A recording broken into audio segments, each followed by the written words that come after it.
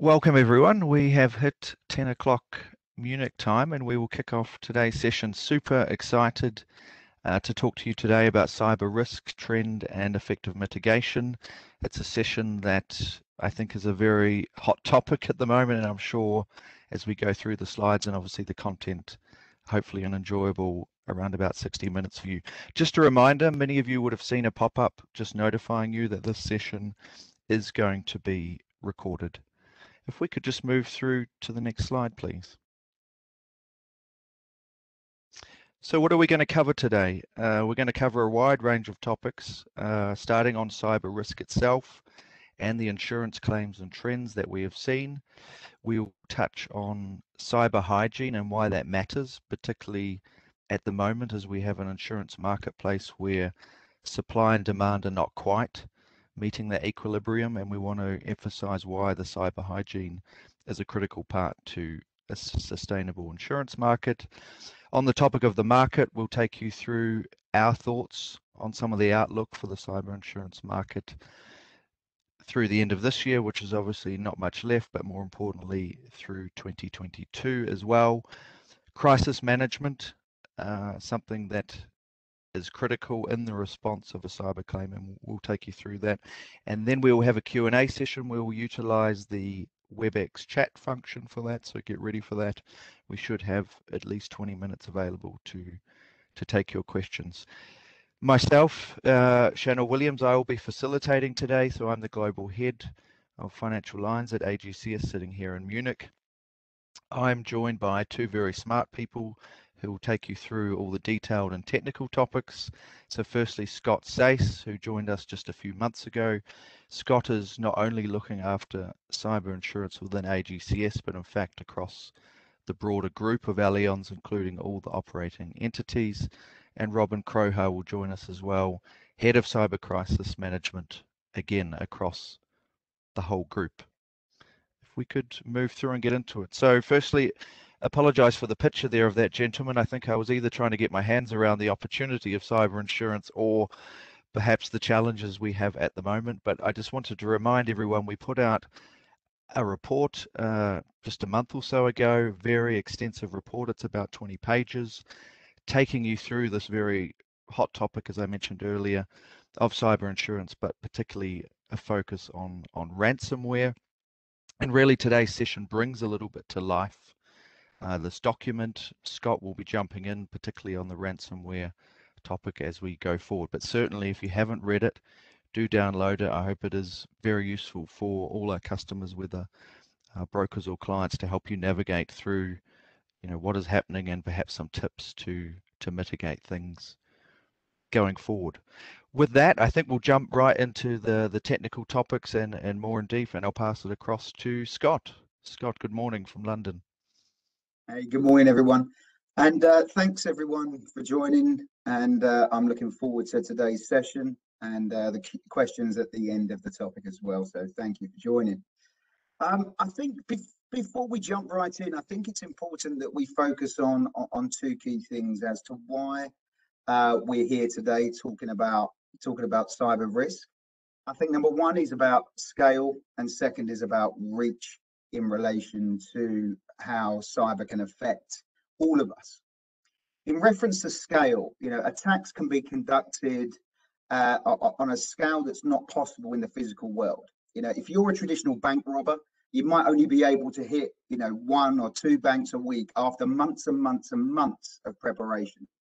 Whereas a cyber attacker can actually target thousands of sites at once. Then when we turn to the reach, attacks can be performed anywhere in the world, whilst the traditional bank robber may only focus on at one or two specific locations, either where they are, again, normally with months and months of preparation. And if we also then look at this reach, from these attacks anywhere in the world, cyber attackers can extract data digitally than is ever possible anywhere else. And let's give an example of what that reach and scale is. Approximately 1 gigabyte of data is around approximately 4,500, 5,000 paperback books. and then think about how many gigabytes are stored in a particular system. But we can't talk about cyber without really thinking about the elephant in the room. And that over the past 2 years has been around ransomware. And ransomware in particular has become a huge business. Attacks have increased as criminals have become more organized, refining tactics and business models. The development of ransomware as a service, for example, has made it easier for criminals to carry out attacks. And when running it like a business, we're talking about these groups selling their hacking tools and carrying out attacks to extort victims. And they provide a range of support services, including helplines and even ransomware negotiation services. Ransomware as a service has also lowered the barriers to entry to enable criminals to scale up their efforts and ramp up their attacks in an unprecedented way. Even those with little technical knowledge can launch ransomware attacks from as little as kind of $40 $40 a month on a subscription basis. And any successful attack can yield significant returns for the perpetrators. High-profile ransomware attacks in the past year point to some emerging trends, notably an increase in supply chain attacks. There are two main types, one that targets software and IT service providers and use them to spread malware, and ones that target physical supply chains, such as critical infrastructure.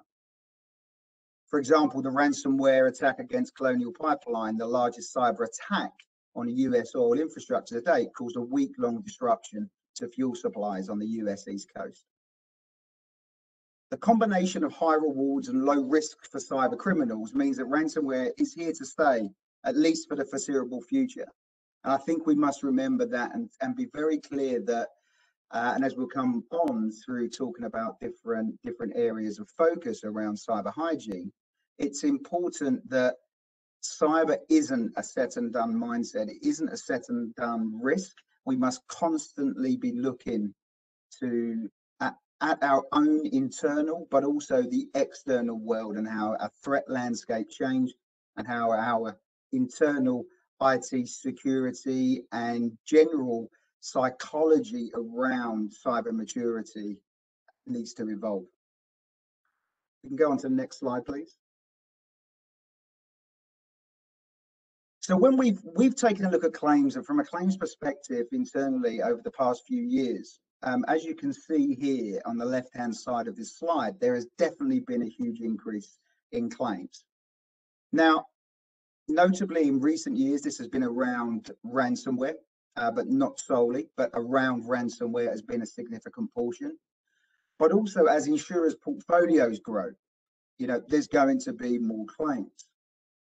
But we can also take a look through the history of cyber insurance, and over the past 2 years, it hasn't been a predominant focus on any one industry. This has been across multiple industries being impacted by ransomware attacks and cyber extortion incidents. And as you can see on the right-hand side, through different analyzed claims, the external manipulation of systems has been a major cause here. Now, what needs to be also understood when we look at claims is that claims have multiple parts to them. A ransomware claim itself may not only be a result of a first-party loss, and what I mean by a first-party loss, the insured themselves actually being impacted by a specific incident. So a cyber insurance policy generally is made up of both first-party and third-party coverages. First-party being the losses the insured suffers themselves, and then third parties. So as a result of, say, data breach or data exfiltration following a ransomware attack, then third-party financial loss can be impacted. Now, a cyber insurance policy is designed to cover that. And one of the key areas here is that, and we shouldn't be forgotten, is that a first-party claim can very quickly turn into a third-party loss and vice versa. And it's something that we all should be mindful of when we think about cyber attacks, whether it be ransomware or not. We can move to the next slide, please. And one more. Oh, if we can go back one, I think there was another slide in there. No, okay. Slides have changed slightly, no problem at all. If we can go back to that, thank you very much. So the role of insurance has always been here to encourage good risk management and loss prevention. You know, good cyber maturity doesn't stand alone, and insurance doesn't stand alone. So I'll give you an example here. If we at home, we have our house insurance, okay? But that doesn't mean we leave our doors unlocked. We still lock our doors and set our alarm systems. The same is to be said for cyber maturity. We have to think about it and think about all the different aspects that we want to focus on and what we need to focus on as organizations. And what we've highlighted here is some of the core areas that we've identified, both working with our internal cybersecurity consultants and external partners, as some of the core areas to focus on. Now, there are a variety of proactive technological controls that can be put in place to help organizations prevent or limit the impact. You know, not all of these areas are just to prevent, it's also to limit. There are going to be instances where you have best-in-class security in place, but that does not mean that a cyber attacker, ransomware, or other style of attack will not be effective against your organization. And it's hugely important that you're aware of that. One of the fundamental things that I think is hugely important, and one of the areas that we discuss regularly with our clients, is about our internal behaviors towards cyber maturity. So we have the technological aspect, but it's also about how we look at our business and how we look at our people and how we help our people understand the cyber risk within our respective organizations. So there's a couple of key things that we can look at that. Anti-phishing exercise, user awareness training, boardroom wargaming, and it sounds like something from a 1980s movie, but it's hugely important that we consistently challenge ourselves that are our plans robust enough. We actually analysed, a number of different submissions that come into us. There are over about 100. And whilst most of those companies had business continuity planning in place, the actual testing of those was less than 40%. So as part of what we do is actually to work with our clients and work with our clients to improve their cyber maturity, but also to continuously refine what they're doing based on it in evolving landscape, evolving threats, involving regulatory pressure as well. For organizations, when cyber claims hit, sometimes the press and sometimes the media turns this to make it that it's the insured company's fault. And that's not always the case. We also have to think about large organizations, small organizations, any size of organization are also victims of a crime here as well. So there's a real balance. And part of and we're going to hear more from Rowan, but part of the topic around preparing for a security posture is also the response area. And some of that is about crisis communication. How you respond, how you get this out into the media, how you let your customers know, what's the most effective way to do so. So across all the technological aspects and all the internal and external items that you need to focus on, insurance and how we look at insurance and how we look at providing our solutions to our customers is very, very critical. And our underwriting does go into in-depth areas, as highlighted on the screen, as to where we need to focus, how we need to focus, but also it helps our customers understand where they need to focus as well. You can move to the next slide, please.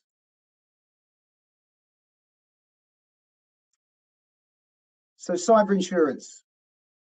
Our market has gone through a number of evolutions since it was established. I've been doing this for about 20 years, and back in 2003, California Privacy Bill. Then came PCI. Then we had the year of the retail breach. We had the year of healthcare breach. We've had a number of targeted specific areas like that. But in recent years, cyber has definitely ramped up as being non-specific in relation to who it wants to target. Now, whilst there are targeted attacks out there, and that's certainly increasing, it's specifically around ransomware. It doesn't necessarily need to be a targeted attack. In fact, organizations, these ransomware organizations are looking for the path of least resistance. They're looking for the common vulnerabilities. They're looking for vulnerabilities that they can exploit for that monetary gain. And bear in mind that we must then continue as an organization to really focus on that insurer and insured customer relationship, because that is where we're all learning. Just because we're insurers and we're providing cyber insurance doesn't mean we are not continuously learning and continuously assessing what a product looks like, what a service looks like for our specific customers, irrespective of the segment size, that whether it's SME or large corporate. So those cyber insurance offerings are really becoming more in depth in relation to technology solutions, training solutions, both pre and post an incident, as well as providing other areas of focus. And we see this as a major areas. And some of those areas of focus are that during that policy period, here's your policy and here's a renewal. We don't want to we want to be that partner with you throughout your cyber risk journey. And to do that, insurers have to and need to continuously invest in people and technology. We ourselves across our sphere, not just from the underwriting side, but we invest in risk consultants, we invest in technological services, external and internal. We invest in people across underwriting claims, again, our risk consulting team, and I want to emphasize the claims and risk consulting team here because they're a huge asset to our business, but also a larger asset to our clients. If they, can prepare for us against a cyber incident, utilizing our internal knowledge and the knowledge that we've continuously invested in, but also in the unenviable position that they get hit with a cyber attack. No one got specialized claims teams globally to be able to assist, and the response services that go with that. And that's incredibly important. And for me personally, I think that, the cyber insurance market is definitely shifting, and it has started to do so already, to a real pure service orientated offering that combines technology linked with the cyber policy, but also it helps provide an understanding through the underwriting process, through the policy period, of those continuously changing exposures that different organizations face. Whether you're a manufacturing firm, whether you're a professional service firm, you're going to have different focuses. But as we continue to invest on our side, we also are working with our clients to help them focus on specific areas that they need to invest in. So in summary, I would say that we have a holistic approach to cyber resilience. Our side is, and this is just an overlay of some of the core areas. I've mentioned business continuity planning. It's okay having a plan and it sits in a folder. And I think it was Mike Tyson that made the comment that everyone has a plan until they get punched in the face. So we must continuously train, continuously test, continue to be best in class if we want to be world champions. And if we want our clients to have that top level security to help protect their organizations, that's what a partnership is. But as I've already mentioned earlier, that despite all of the best practice, despite every area of of technological work, staff work, employee awareness. Situations will occur where a client, where a customer will be in that unenviable position of being hit with a cyber attack. And here then, that's when the traditional insurance part of a cyber insurance policy is here to help. I hope that's given you a good oversight. And on that note, I'm going to hand over to Robin, who's the smartest man of all three of us this morning. I see that my esteemed colleagues have teamed up on me, because when Shanil said there are two smart people here on this pen, I was going, okay, what am I doing here? So apologies in advance if this next part of the session is a bit rustic intellectually, but we're more here to do the dirty work.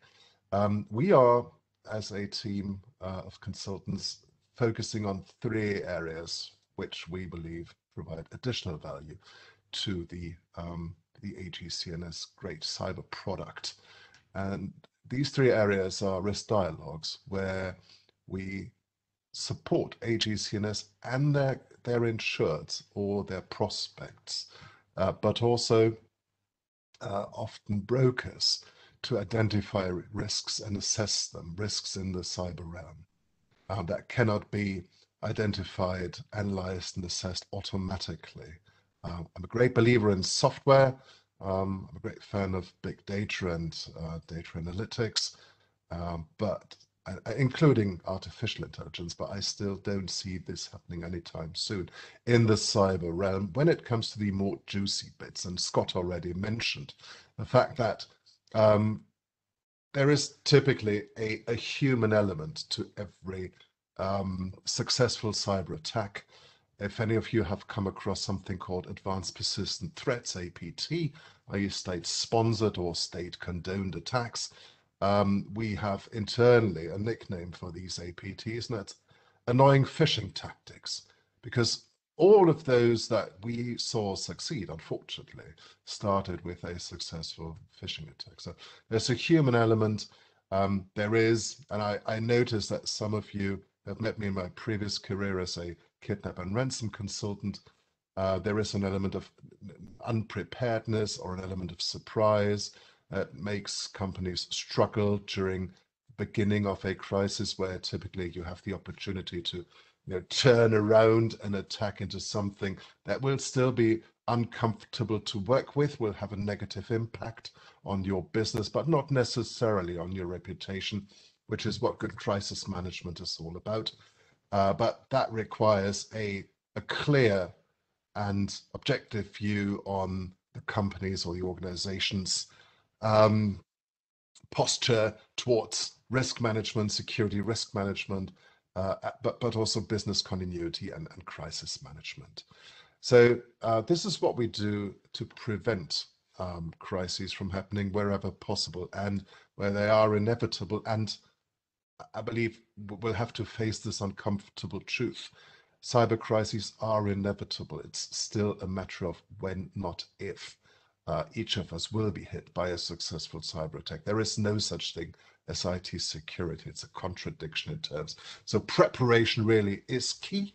But when something bad happens, we also support claims, especially around large and complex losses, to deliver claims experience, but also to support claims and the insureds as part of cyber crisis response, to deal with the various actors or players in a cyber crisis situation, which is often more than companies expect.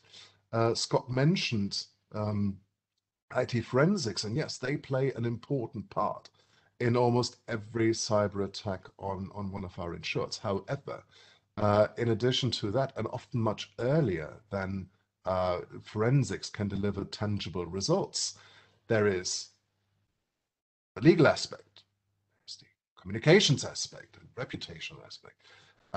There is IT security, provision of hardware. We've seen attacks on networks that required or necessitated the physical exchange of hardware. And about 3 weeks ago, we performed a massive crisis management exercise across Allianz and Allianz Technology, our service provider, where we tested our ability to deal with a challenge like that.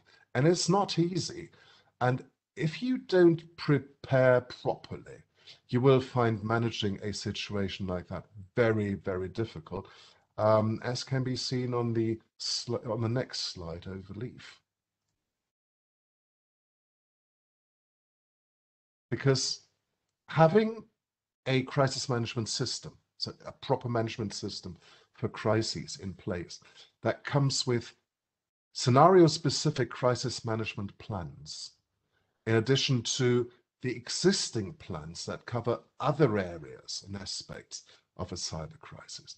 If you don't have that, you will be hit by something that is unpredictable in its exact shape and form. It's in the nature of a crisis that you cannot predict its exact shape and form. All you need to know is that eventually it will probably occur. It is very likely. The question is when. And the other question is, how well will you be prepared? So prevention prevents panic, or proper preparation prevents poor performance. And this is why, as an insurer, we focus on providing our insureds with expert knowledge in the industry, whether it's crisis management plans, whether it's crisis management exercises, whether it's metrics and tools to deal with and apply during a critical incident, whether it's actual battle plans for cyber scenarios with checklists, stakeholder matrices, or an extended team structure to deal with a particular type of crisis, such as an APT, an advanced persistent threat attack, that forces you to exchange major parts of your network over the course of not days, but weeks and sometimes months, because that's something that is not often talked about, but we've seen it. It is rather rare, but when it happens, it can be massive and can have devastating effects on an unprepared organization. So this is something that we deliver as well, and which is to a large extent part of the insurance product. And everyone who's ever dealt with kidnap and ransom products will know what I mean when I say that the availability of crisis managers and other third parties that can support an organization that's been attacked successfully and has suffered a cyber breach can be crucial and critical. And to give you just a brief example on the next slide, what I mean when I say a successful attack on an organization, and why third-party support by crisis managers and others is critical. Most organizations do not know what exactly it means when a cyber attack hits. They're typically well prepared regarding their business operations and business continuity management. IT service continuity management typically works well too. But just last week, and the case is still ongoing, what happened was this. Say it's a sizable German financial service provider. They were attacked back in July. Major parts of their network, which was run by a third party, where part of it was in the cloud, part of it was in the hands of a German well-known service provider, were subverted without them knowing. And then about a week ago, they were informed that something was happening on their network that could probably be identified. So yes, they had intrusion prevention and data leak prevention in place, and both of these were triggered.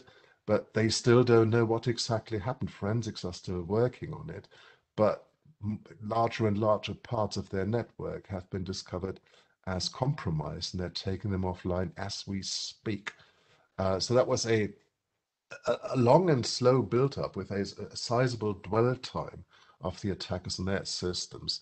They found the attackers basically by accident, and they were not prepared by any means to deal with and manage that situation, and to liaise with government agencies, to which we provided access, because we've already liaised with them previously, of course.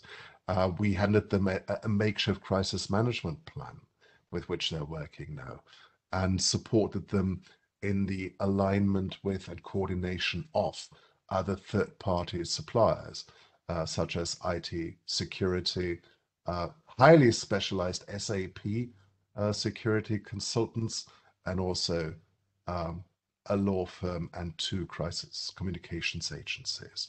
So that's it. That's crisis management in the cyber realm in a nutshell. Robin, thank you very much, and Scott. I think that was very, very interesting couple of components there. I mean, firstly, Scott speaking about the changing risks, and then I like the term, the evolution in the market, and perhaps now revolution is needed as we evolve. And then I think your word, Robin, was juicy, getting into the juicy stuff when the rubber hits the road on a claim and what to do. So with that, as I said at the beginning, we've got plenty of time for questions. I can see we're approaching 400 attendees, so I'm sure we'll have a few to take. Just to remind everyone, please submit those on the bottom right panel through the WebEx Q&A, and then between the 3 of us, and actually we also have Jens Krukkan, who leads our cyber practice in the CEE region as well, in case there's any specific questions to that region. But please fire away, and we look forward to those questions coming through.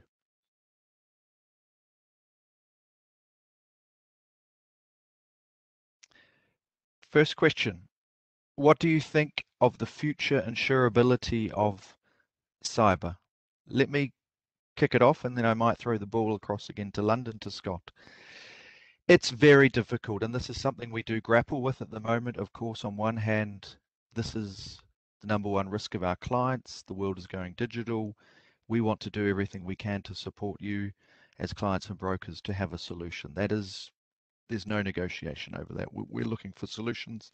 And as Scott said, we're investing in many different areas of the business to try and make sure we have that sustainability. 2 big challenges from my point of view. One is the assessment of the risk, the mitigation of the risk, as Scott said, over the policy period. It's a difficult product to write and then almost forget about the insurance for 12 months. We need to find a way, we believe, to have a partnership approach during the policy period that we can help manage the risk.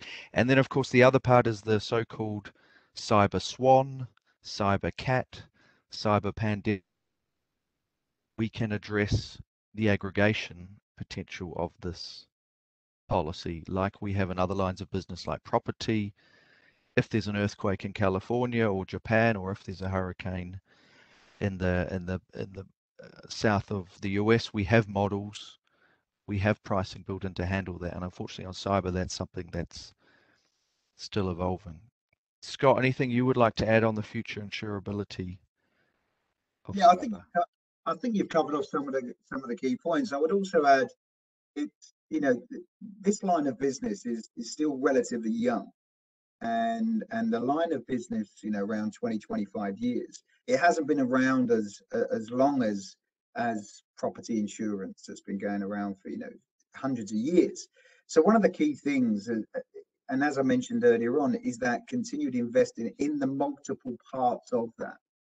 And as insurers, we continue to do that, whether that's pricing, whether that is some specific areas around the focus of per risk underwriting, as well as the portfolio underwriting and the different demographics. We have to do that. So is it going to be insurable in the future? Like any insurer looking at any product line, insurers will only continue writing business for as long as there is return on capital being received. So the key points that you articulated, Shanil, around aggregation, around the risk landscape, they all play a massive part in that. And we want to be here. And the reason we're working with our clients around some specific key areas of improving cyber maturity is to ensure that these products can continue to be offered for many, many years to come. Thank you, Scott. And thank you for the great question.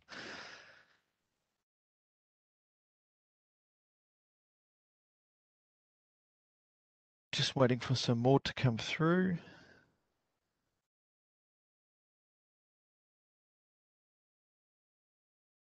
Okay, now they are flowing. How important is cyber insurance for the mid-sized or smaller companies?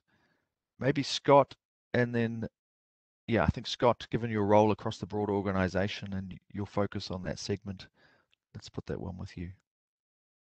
I think it's a really simple answer. It's important across all sectors. You know, no sector is immune to being impacted by a cyber attack, whether that's ransomware, whether that's privacy breach, whether that's denial of service. It's hugely important across all elements, all industry verticals, all size segments, and I can't emphasize that enough. So I think it's a very simple answer, and I won't say any more than that, other than that, whether you're a micro business or you're a large corporate, you know, whilst your capacity requirements, whilst your product requirements may be different, dependent on segment size, dependent on industry vertical, it's an incredibly important risk that needs to be addressed within each of those segments. Thank you. Robin, anything from your side on the smaller and mid-corp clients? I think it's equally important for both of them, but for different reasons. Large corporates are typically very well prepared. However, they're a more attractive and juicier target. You know, if you take, let's say, a Munich-based insurance company with its 175,000 employees and multi-billion business worldwide, that company could be a very attractive target for state-owned or state-sponsored attackers. So those companies will be looking at targeted attacks or more targeted attacks. And as Scott mentioned, ransomware as a service, there are various flavors of ransomware as a service. You know, there's low-level stuff with which you attack small companies or medium-sized companies that will then typically need IT security support, change of hardware, support in getting their business up and running again, which is something at which corporates typically excel and even exceed, whereas corporates are typically not, well, they're not typically able to manage an APT attack on their own, simply because of the sophistication of these attacks. So both need it, but for different reasons and at various levels of sophistication. Very good. Thank you, Robin. Next question, again, probably straight to Scott, which is on, I guess, a little bit the appetite and the different exposures. So what kind of companies / industries do have a larger cyber risk? That's a two-part question. And then what is the criteria determining the risk exposure? Great question, absolutely great question. And I think there are, you know, the types of impacts on, let's say, a financial services firm will be different to that of a manufacturing organization. And then you could even take it on a further subset and say, in a manufacturing organization, whether you're just in time manufacturer versus manufacturing, but you've got a whole warehouse of stock that you can still fulfill orders. So perhaps the impact of order fulfillment is different. So the impact there from a business interruption, a response, the getting back up and running, being able, the immediate to the non-immediate impact can be different in that respect. And also, when we look at the financial services side, it may well be not just about systems being down and the interaction of third-party systems, but that heavy privacy risk as well, surrounding, you know, lots of third-party sensitive data, amongst other aspects. So when we start looking at underwriting, you know, looking at the exposures of different things, we will look at numerous different topics. We'll look at, you know, the endpoint detection. We'll look at multi-factor authentication. We'll look at business continuity planning. We'll look at, so, you know, really drilling down on certain sizes. We'll look at certain things like the critical responses of key suppliers within the organization to see how quickly they can respond. And then, you know, through the risk dialogues that we have with our customers, or via application forms or via third-party security audits, We can then drill down on some of the areas of strengths and weaknesses and then work with the clients to understand, okay, we need to get involved with the business continuity plan, or we need to get involved in, actually, you've got lots of endpoint detection challenges, so we need to look at improving that before we can perhaps provide even insurance cover. So it can really, the overarching point is it will vary industry per industry, but also client to client, even within the same industry. So you might have a 500 million turnover firm in manufacturing and another 500 million turnover firm in manufacturing, but actually their level of cyber maturity could be completely different. And that's why it's so much around the individual posture, cyber posture and cyber maturity level to assess an individual risk exposure. Very good. Thanks, Scott. And everyone, thanks. The questions are really flying in now. If we don't get to all of them, we'll do our best also to follow up after. Now, here's one that definitely is going to the two smarter people on the panel, not myself, around quantum computing. So the question is, quantum computing brings a new set of risks, especially relating to quantum cryptography. Steal now, decrypt later is the comment. Are insurance companies thinking about this, and how to prevent future claims relating to this on the quantum computing? I don't know, Robin, any thoughts first, and then maybe Scott, you can jump in. I'll take the intellectually less challenging part of the question. And the answer is yes. Yes, we are thinking about this. I recently attended a lecture by the venerable Daniel Bernstein of cr.ip.to crypto. And he said, we are fighting an uphill battle, and any company that doesn't understand what a massive change, a paradigm shift, quantum computing brings to cryptography will come to regret this later. So this is something that we are looking at, but the steal now, decrypt later part, I would frame this slightly differently. What we've been seeing is listen in now and decrypt later performed by various states and nation states, including ones that are our own allies. So this is something that many entities do, not necessarily relating to criminal attackers only, but also nation states. It's an area of concern to us. Over to Scott. Yeah, and I would only add to this that there are many smarter people in the world analysing these topics than I am, and what we do is that we are continuously learning, and we don't sit here and proclaim to have all the answers right now. And we engage with very smart institutes, very smart individuals to provide us with various different types of resources and information to determine what's next, to determine what we can do and how we can do it. And we feed that into making informed decisions based on the most reliable information we have. So it's a long way of saying we're looking at it. It's one on a list of many different topics that we are continuously researching on. And all I would say to summarize is there'll be something new tomorrow, and there'll be something new the day after, and we will continuously research on those as well. As I mentioned on the speech earlier on, it's never set and done. We'll continuously carry on and research.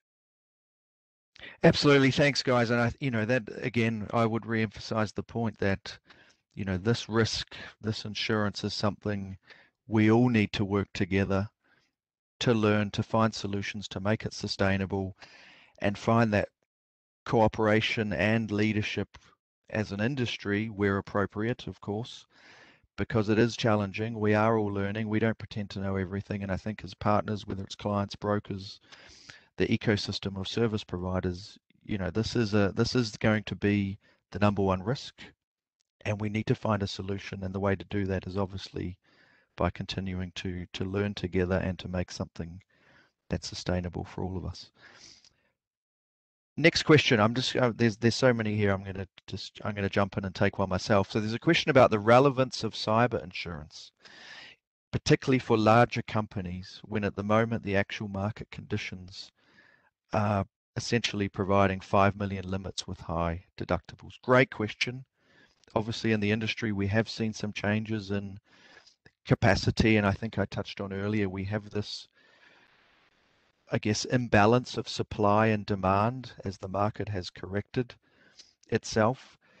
What I would say there is that there's a couple of things. There's also alternative solutions around building towers.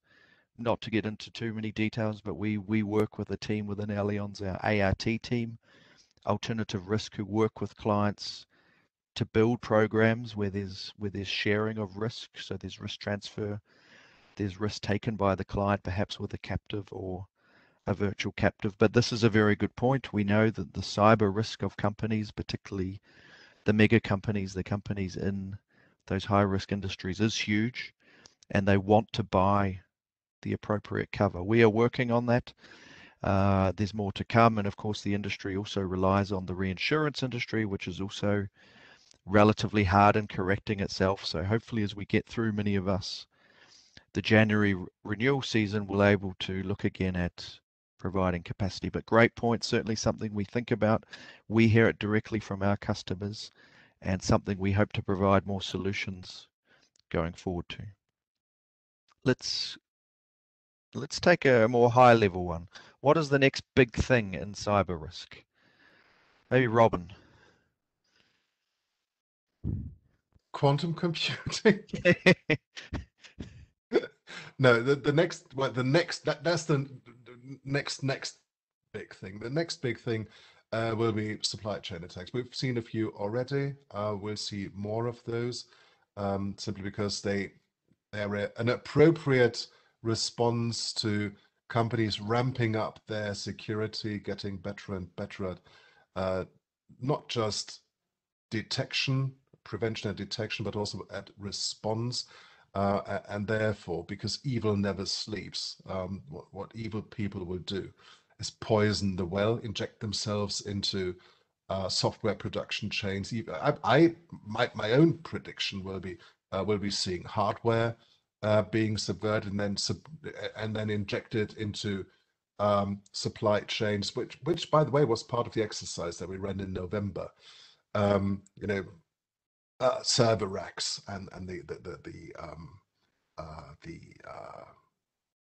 the hardware used in these server farms, and with us being a critical infrastructure, of course, again being a particularly juicy target, that is something that I expect to see more of. It's not trivial to do, but it's comparatively trivial to do compared at the moment to breaking quantum encryption. So attacks on critical infrastructures through supply chain attacks, I'm afraid we're going to see more of that. And I hope that Scott will convince me that I'm wrong and that reality will prove that I'm wrong, but I'm not quite sure I will be.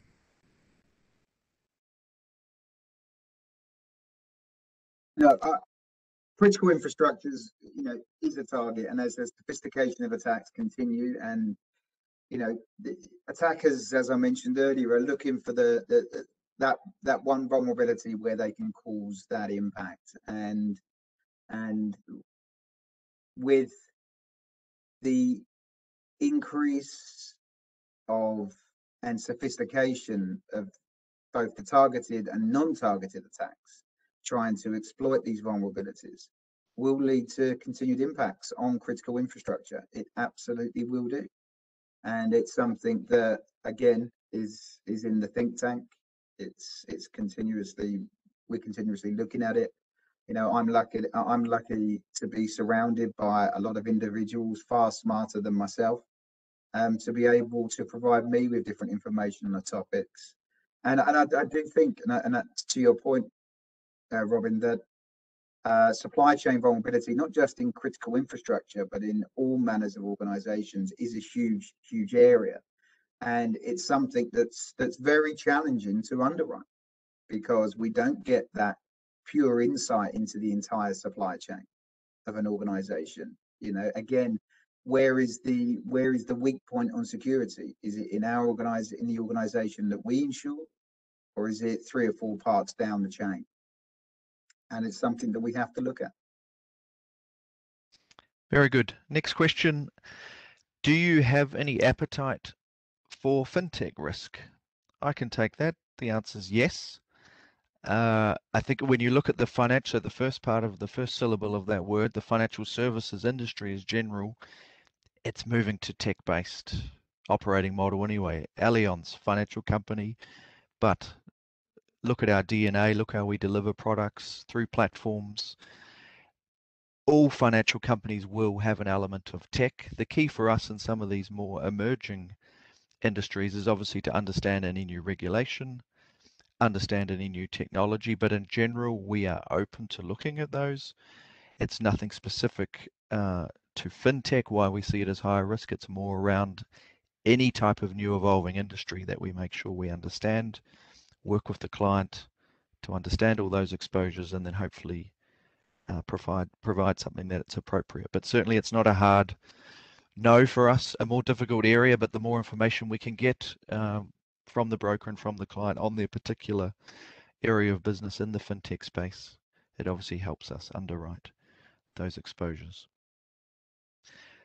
Next question, I'm going to throw this to you, Scott. This is again back on the ransomware attacks, and with all these attacks, would you see an absolute exclusion to such events in the coming future for Allianz cyber policies?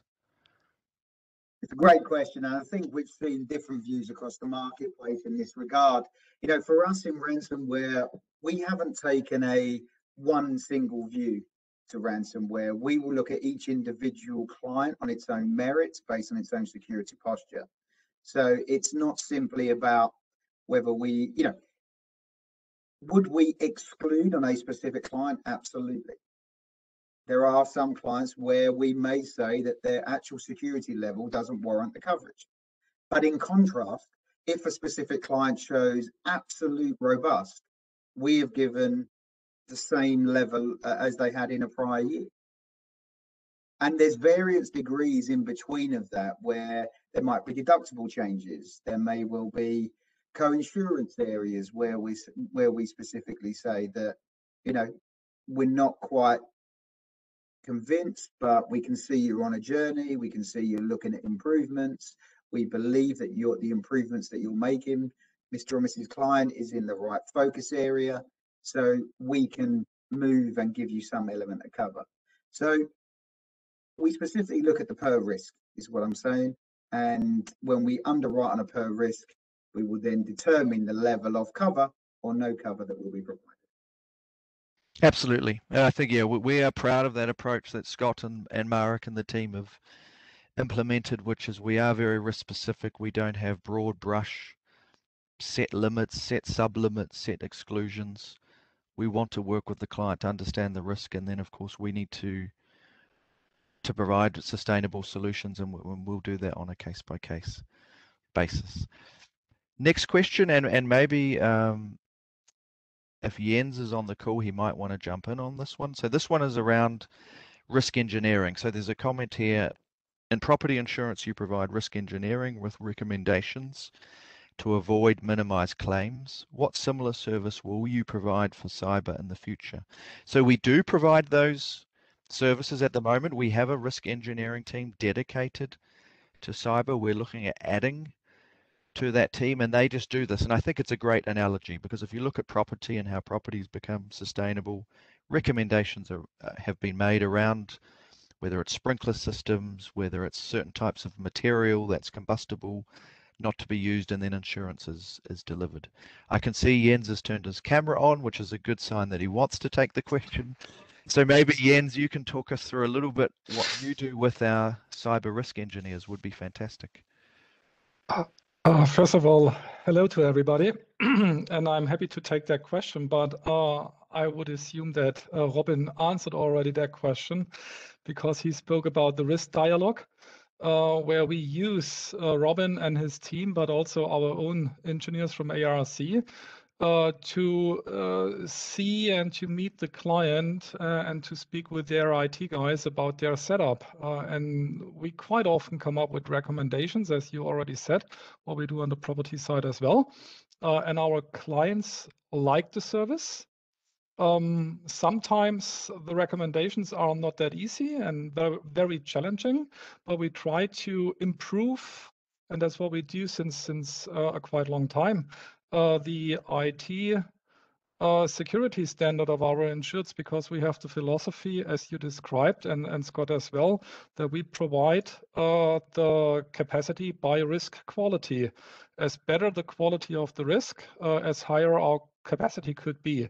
And therefore we use Robin and his team, their strength, to dig deep in the IT security setup of our insureds. And as said, clients like it. I hope the answer fits to the question. Very good, Jens. Robin, anything you Welcome. would add as well? What Jens said, really. I think that this is one of the elements in cyber insurance where a combination of smart product, really outstandingly good wordings on the one hand, and consultancy services on the other, makes a key difference.